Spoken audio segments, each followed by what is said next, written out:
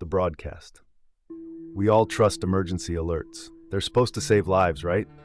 But what if they aren't just warnings? What if there's something darker? That's what happened to me one night last December. It started with a familiar sound, and by the time it ended, I wasn't sure I could trust anything anymore. It was a quiet Friday night.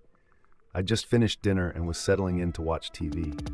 The house was silent, except for the faint hum of the refrigerator and the occasional creak of the old wooden floorboards. I was halfway through a documentary when my TV froze.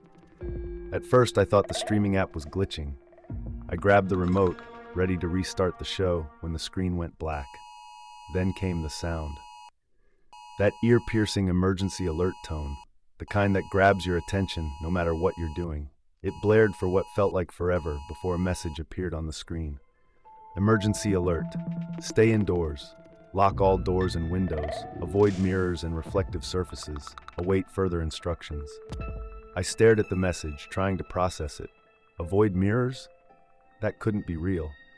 It sounded like something out of a bad horror movie. But then my phone buzzed. I looked down to see the same alert mirrored on the lock screen. I got up to check the front door, making sure it was locked. As I walked through the house, I couldn't help but glance at the mirror in the hallway. It looked normal, just a reflection of me, tired and slightly annoyed. I checked all the windows, then returned to the living room. The TV was still black, but the emergency alert tone had stopped. Now, there was only silence. My phone buzzed again. Another alert. Remain silent. They can hear you. I froze. My heart started pounding. Who can hear me? I turned the TV off and grabbed a flashlight, just in case the power went out. For a few minutes, nothing happened. I started to wonder if this was some elaborate prank or maybe a test gone wrong. Then I heard it. A faint knock at the back door. The knock was soft, almost hesitant. I tiptoed to the kitchen, where the back door was. The door had no peephole, so I pressed my ear against it, holding my breath. There was nothing. No footsteps, no shuffling. Just the faint creak of the wind moving the trees outside. I slowly unlocked the door and cracked it open just a bit, shining the flashlight into the backyard. Nothing. But as I was about to close the door, I noticed something strange. The flashlight beam caught something shiny on the ground, a puddle of water. It hadn't rained in days. I shut and locked the door, my nerves on edge. I turned back to the living room, but as I walked past the hallway mirror, I noticed something that made my blood run cold. My reflection wasn't moving. I stopped dead in my tracks. Slowly, I raised my hand. My reflection didn't follow. It just stared back at me, its eyes dark and lifeless. I stumbled backward, nearly tripping over my own feet. My phone buzzed again. Do not interact with your reflection. Stay calm. Do not run. I looked back at the mirror. My reflection was now smiling. The knocking started again. This time it came from the front door. 3 sharp, deliberate bangs. I didn't move. My legs felt like they were made of lead. The knocking came again, louder this time. I crept to the door and peered through the peephole. A man was standing on the porch, dressed in a dark coat with a hood pulled low over his face. "Hello," he said, his voice muffled. "I'm with the emergency services. Open the door, please." Something about his voice was off. It sounded wrong. Flat, like he was mimicking human speech but didn't quite get it right. I didn't respond. "Sir, I know you're there," he said, his voice growing sharper. "It's not safe inside. Open the door now." I backed away, my hands shaking. My phone buzzed again. "Do not open the door. They are not human." The man outside started pounding on the door, each knock more violent than the last. "Open the door," he shouted, his voice now distorted, like it was coming through a broken speaker. I grabbed a kitchen knife and ran to my bedroom, locking the door behind me. My phone buzzed again. "Do not make noise. Do not look outside." I crouched by the bed, clutching the knife, listening as the pounding at the front door stopped. For a moment, there was silence. Then I heard footsteps inside the house. I held my breath, the sound of my heartbeat pounding in my ears. The footsteps were slow, deliberate, moving from room to room. They stopped outside my bedroom door. I stared at the doorknob, willing it not to turn. My phone buzzed again. "They are in the house. Do not let them see you." The doorknob rattled, then went still. After what felt like an eternity, the footsteps moved away. I stayed frozen, knife in hand, until the first light of dawn crept through the window. When the sun finally rose, I opened the door cautiously. The house was empty. There was no sign of forced entry, no footprints, nothing to indicate anyone had been inside. The only thing left behind was my phone, sitting on the living room table with one final alert. You survived, for now. To this day, I don't know what happened that night. The police didn't believe me, and my friends think it was a stress-induced hallucination. But I know what I saw. And every time I hear that emergency alert tone, I wonder, was it a warning or a trap? Stay safe, and if you ever get an alert that seems different, don't ignore it. The missing hour. You ever get one of those emergency alerts late at night and wonder if it's meant for someone else? That's what I thought when it happened to me. But what if it wasn't just an alert? What if it was a warning meant only for you? This is what happened to me last November, and to this day, I can't explain it. It was around 11:30 p.m., and I was driving home from my friend Eric's place. The roads were empty, the kind of quiet you only get in a small town. The sky was overcast, no stars or moon, just a heavy blanket of gray that made everything feel suffocating. I was halfway down County Road 6 when my phone buzzed. It was an emergency alert. I glanced at the screen as it lit up on the passenger seat. Emergency alert, stay in your vehicle, lock your doors, turn off your headlights, await further instructions. I slowed down, confused. It didn't say what the emergency was. No mention of a tornado, a chemical spill, nothing. Just those cryptic instructions. I pulled over to the side of the road and turned on my hazard lights, scanning my surroundings. The fields on either side of me stretched out into darkness, and the only sound was the faint hum of my engine. I locked the doors, like the alert said, and turned off my headlights. The world outside the car vanished into pitch black. My heart was racing. Was there some kind of dangerous animal loose? A manhunt? My mind went to all the worst-case scenarios. That's when I noticed something strange. The clock on my dashboard froze. It was stuck at 11:42. I tapped the screen, thinking it was just a glitch, but it didn't change. My phone buzzed again. Do not attempt to leave the vehicle. Do not attempt to call for help. My stomach dropped. This wasn't a normal alert. Who would send something like this? I tried calling Eric, but the call wouldn't go through. No signal. That's when the static started. The radio turned on by itself. I hadn't been listening to anything. It was off when I left Eric's. But now it was on, crackling with low, uneven static. At first I thought maybe I'd bumped the dial or the car's electronics were acting up. But then, through the static, I heard something. It was faint, like a whisper buried under the noise. Do you see it? I froze. The voice was distorted, barely audible, but it was there. Don't look outside. My breathing quickened. I glanced at the windows, suddenly hyper-aware of how vulnerable I was sitting there in the dark. The static grew louder, almost deafening. I reached for the radio, trying to turn it off, but the knob wouldn't budge. The static shifted and I heard the voice again, clearer this time. It's coming. I stared out the windshield, my eyes straining to see anything in the darkness.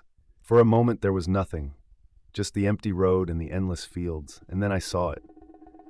A figure standing in the middle of the road about 50 feet ahead.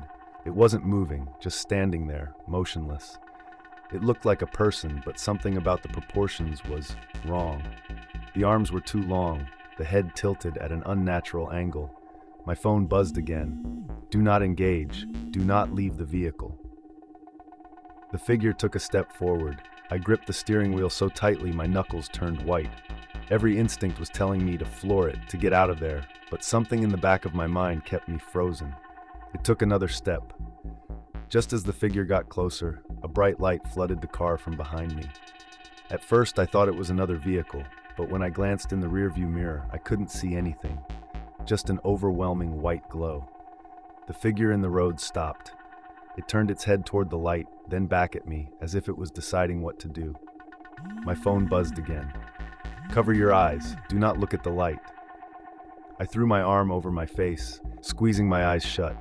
The light was so bright it burned through my closed lids, turning everything red. I could hear a low hum, growing louder and louder until it felt like my skull was vibrating. And then, just as suddenly as it started, it was gone. When I opened my eyes, the road was empty. no light, no figure, just darkness. I sat there, trembling, trying to process what had just happened. My hands were still gripping the steering wheel, and my phone was still in my lap. I glanced at the clock on the dashboard. It read 12:42. An entire hour had passed, but I didn't remember any of it. My phone buzzed one last time. "You are safe. Continue driving. Do not stop again." I didn't need to be told twice. I turned the key, and the engine sputtered to life. The headlights came on automatically, illuminating the empty road ahead. As I drove, I kept glancing in the rearview mirror, half expecting to see the figure, or the light, following me, but there was nothing. When I finally got home, I collapsed onto the couch, my mind racing. I wanted to tell someone, but who would believe me? It sounded insane. The next day, I checked the local news for any reports of strange activity. There was nothing, no alerts, no sightings, no explanation for what happened. But every now and then, I still get those emergency alerts. They pop up at random, always late at night, and I know better than to ignore them. It all started with a loud, jarring noise that shattered the silence of an ordinary evening. That sound, so familiar, yet so unsettling. The kind of sound you can't ignore, no matter how much you want to. You know it, the emergency alert tone. But this one was different. I was sitting on the couch, scrolling through my phone, when the TV screen suddenly went black, and the alert sound blared from the speakers. My phone vibrated violently in my hand as a notification popped up. At first, I thought it was a storm warning or an Amber Alert. But as I read the text, my stomach dropped. The message was short and cryptic. Emergency alert. Stay indoors. Lock all doors and windows. Do not attempt to communicate with anyone outside your home. Further instructions to follow. My first thought was that it had to be a mistake, a glitch. But when I looked at my phone again, I noticed something strange. The timestamp on the alert read 8:13 p.m. The current time on my phone, 8:12 p.m. The alert was from the future. I laughed nervously, convincing myself it was some sort of bizarre bug. But then, the same alert repeated on the TV, followed by a robotic voice reading the message aloud. My heart started racing. I got up and checked the front door. Locked. I moved to the windows, pulling the blinds shut and double-checking the latches. Outside, everything looked normal. Quiet suburban streets, faint glow from the neighbors' windows. Nothing unusual. That was until I noticed my neighbor, Mr. Diaz. He was standing in his driveway, staring at his phone, his face pale under the dim streetlight. I opened the window just a crack to call out to him. "Mr. Diaz, did you get the alert too?" He looked up at me, eyes wide. But before he could answer, another alert came through. Emergency alert update. Avoid all contact with individuals outside your home. Trust no one. The robotic voice on the TV repeated the update. I looked back at Mr. Diaz, and something about him seemed off. His face looked too pale now, his posture stiff and unnatural. He didn't move, didn't blink, just stood there staring at my window. I slammed the window shut and pulled the curtains closed. I called my sister, hoping for some reassurance, but the call wouldn't go through. Every number I tried gave me the same automated response. All lines are currently unavailable. Panic was setting in. I turned back to the TV, flipping through channels, but they were all showing the same emergency broadcast message. Even the internet was acting weird. Every website I tried to access displayed the same banner. This is a national emergency. Stay indoors. Do not attempt to leave. That's when the pounding started. It came from the front door. 3 hard, deliberate knocks. "Hello," I called out, my voice shaky. "Who's there?" No answer. Just another 3 knocks, louder this time. I peeked through the peephole and saw a woman standing on my porch. She was wearing a hoodie, her face obscured by shadows. "Please," she said, her voice muffled but urgent. "I need help. Let me in." Something about her voice didn't sit right with me. It sounded distorted, like multiple voices layered on top of each other. "I'm sorry," I stammered. "I can't let you in." The woman tilted her head, and for a moment I thought she was going to leave. But instead, she started pounding on the door with both fists, screaming. Her voice was no longer human. It was guttural, animalistic. I stumbled back, heart pounding. Suddenly, all the lights in the house flickered and went out, plunging me into darkness. I scrambled for my phone, using the flashlight to navigate. The pounding on the door stopped, but now I could hear something else. soft scratching at the windows. The emergency alert went off again. This time, it wasn't a text. It was a live video feed. The screen showed a dark room, lit only by the glow of a flickering TV. A man sat in front of the screen, his back to the camera. He was hunched over, rocking back and forth. "Is this live?" I whispered to myself. As if in response, the man on the screen turned around. His face was blank, featureless, like a mannequin. And then the camera zoomed in on his hand. He was holding a knife. The screen flickered, and suddenly, the live feed was replaced by a message: "They are already inside."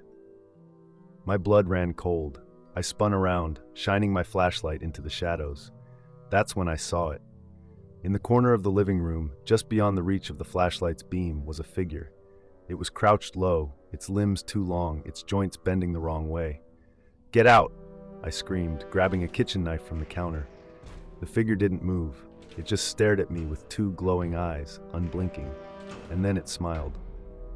I don't remember much after that. I ran to the bathroom, locking myself inside. The alerts kept coming, each one more cryptic than the last. "Don't look at them. Don't trust the light. It's too late. I've been in here for hours, maybe days. My phone battery is almost dead. The scratching outside the door hasn't stopped. If you're watching this, if you've gotten the alerts, don't ignore them. And whatever you do, don't open the door." That's the story of the alert. Fiction, or maybe not. After all, we've all experienced that chilling moment when our phones buzz with an emergency alert. Next time you hear it, ask yourself, what if it's not just a warning? What if it's something far worse? Stay safe and stay indoors. The silent alert. What would you do if your phone buzzed with an emergency alert, but no one else's did? That's what happened to me last October. At first, I thought it was just a mistake, something harmless. But by the end of that night, I knew better. If you're watching this, listen carefully, because this could happen to you too. It was a regular evening, and I was sitting on the couch scrolling through Instagram. My roommate Jake was in his room playing video games, shouting into his headset like he always did. Nothing out of the ordinary. Then my phone buzzed. It wasn't a normal buzz, though. It was that emergency alert vibration, the kind that's longer and louder. You know the one. I glanced at the screen, expecting a weather warning or maybe an Amber Alert, but what I saw made no sense. The message read, "Emergency alert, unknown threat. Stay inside, stay silent. Do not acknowledge anyone attempting to communicate with you. This alert is for you only." I froze. For me only? What did that even mean? "Jake," I called out. No response.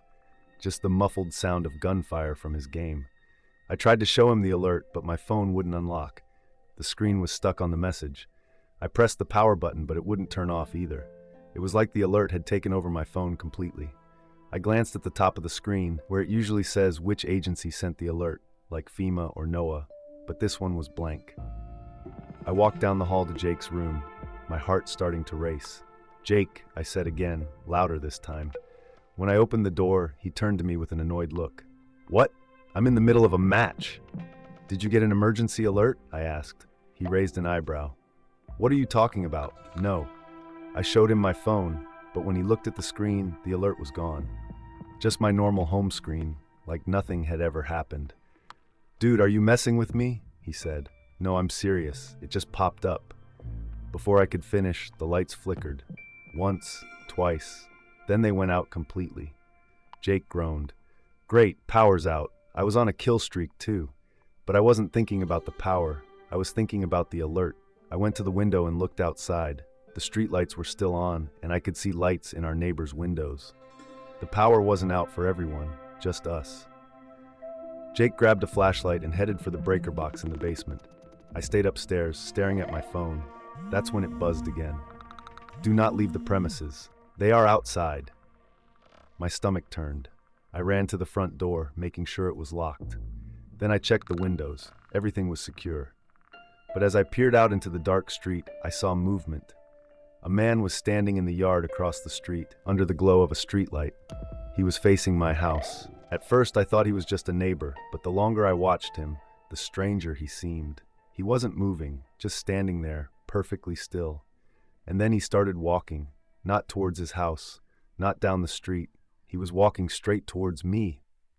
"Jake," I shouted, my voice cracking. Get up here now! Jake came bounding up the stairs, flashlight in hand. What's going on? There's someone outside, I whispered, pointing out the window. Jake frowned and looked. I don't see anyone. I blinked, my heart racing. The man was gone. No, he was right there, I insisted. Dude, you're freaking yourself out, Jake said. He started heading back to the basement, but before he could take 2 steps, we heard a loud knock at the door. 3 heavy bangs. Who the hell is that? Jake muttered. I grabbed his arm. Don't answer it. Why not? Just don't. We both stood there, staring at the door. The knocking came again, louder this time. Jake, being Jake, ignored me and walked over to the door. He turned the deadbolt and pulled it open, but there was no one there. Jake stepped out onto the porch, shining his flashlight around. Hello? He called. I stayed inside, watching him. That's when I noticed his shadow, or rather, the lack of it. Jake was standing under the porch light, but there was no shadow on the ground. Jake, I whispered, my voice trembling. Come inside. What's your problem? He asked, turning back to look at me. Just come inside, now. He rolled his eyes and walked back in, shutting the door behind him. You're acting paranoid, he said, but something was wrong. Jake's voice sounded off, deeper, slower. Jake, I said cautiously, are you okay? He just stared at me, unblinking. Then my phone buzzed again. Do not engage, he is not your roommate. My heart felt like it stopped. What does it say? Jake, or whoever this was, asked, his voice dripping with something I couldn't place. Nothing. I stammered, stepping backward. He tilted his head, watching me like a predator sizing up its prey. You're lying. I bolted for my room, slamming the door and locking it behind me. My hands were shaking so badly I could barely hold the phone. Another alert came through. Stay calm. It cannot enter without your permission. Outside I could hear him, or it, pacing, knocking on the door, whispering my name. Hours passed, maybe more. I didn't know anymore. I sat in the dark, clutching my phone, waiting for another alert. Finally, it came. You are safe. It is gone. Do not open the door until morning. I waited until the first rays of sunlight crept through the window before I unlocked the door. The hallway was empty. Jake's room was empty too. He never came back. To this day, I don't know what happened. The police didn't find anything unusual. They said Jake probably just took off, but I know better. Sometimes late at night, I still get those emergency alerts. They don't make sense, and no one else ever gets them. But I follow them every time, because I know what happens if I don't. What would you do if you received an emergency alert that was directed at you? Would you comply? Let us know in the comments below, and make sure to like, subscribe, and activate the notification bell. You don't want to miss another eerie tale every single week. Thanks for watching, and I'll see you next time.